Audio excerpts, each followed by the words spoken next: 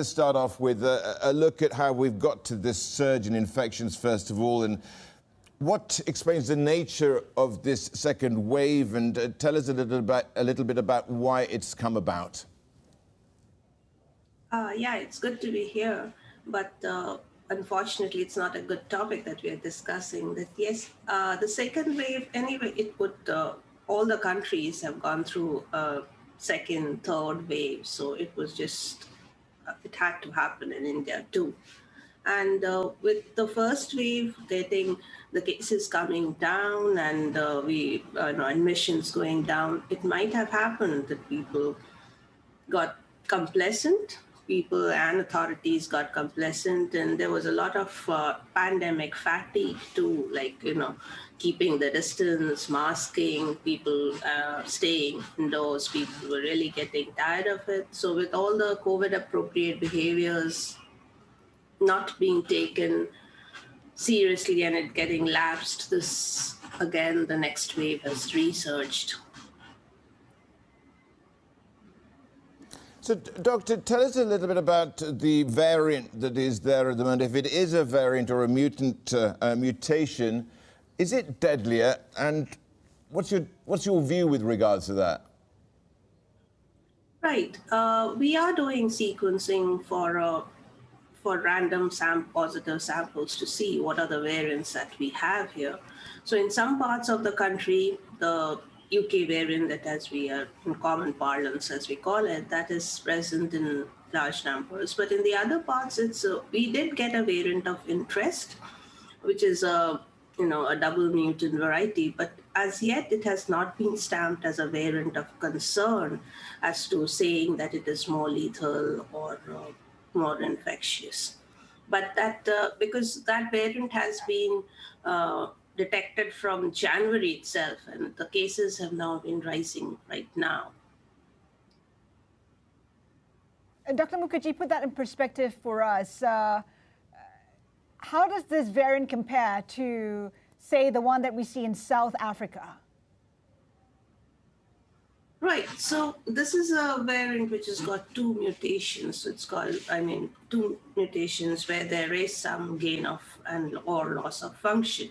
So theoretically, it might be a variant of concern, but it has not yet been stamped as variant of concern because it is not really correlated that it is causing increased death or increased transmissibility.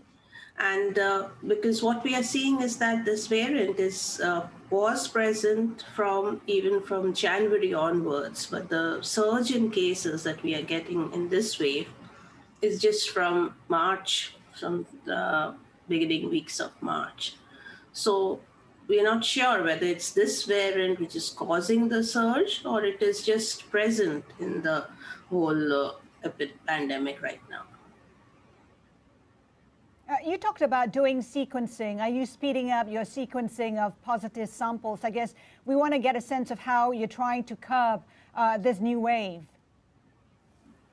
Yeah, we are attempting to do at least 5% of whatever positive samples are there, sequencing them so that we get an idea about what the variants are actually circulating in the country. But as to curbing this wave, the more important are the public health interventions and the individual COVID-appropriate behaviors. Prevention has to be the way to go.